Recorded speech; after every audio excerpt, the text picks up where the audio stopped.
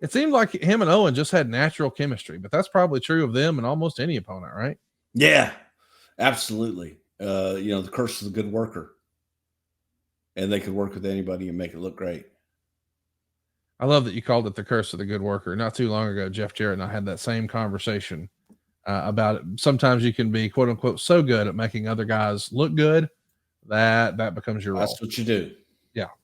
And that's sort of the narrative that follows Sean Waltman around. At least if you read books or watch shoot interviews from back in the day, you would hear guys say that, man, Waltman was like the measuring stick for whether a guy was going to be able to make it with the WWE or not. He could go out and have a great match with anybody, but if he couldn't have one with you, then you sucked. Do you agree with that? That maybe he was the measuring stick there for a bit, the gatekeeper, No, if you will? no, Okay. not necessarily. I think that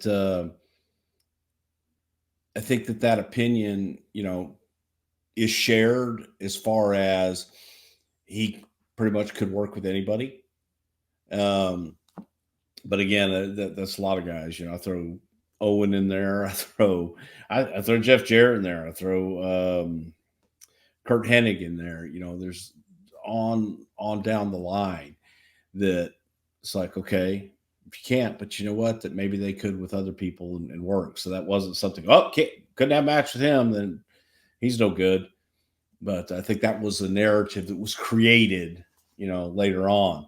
But I think that if I would, there were several guys that I'd always like to put in the ring with people. I mean, Brooklyn Brawler, was okay, come in, go in, and because I knew how everybody worked with Brawler. How can you work with Brawler? Told me a lot more than how can you work with a great worker.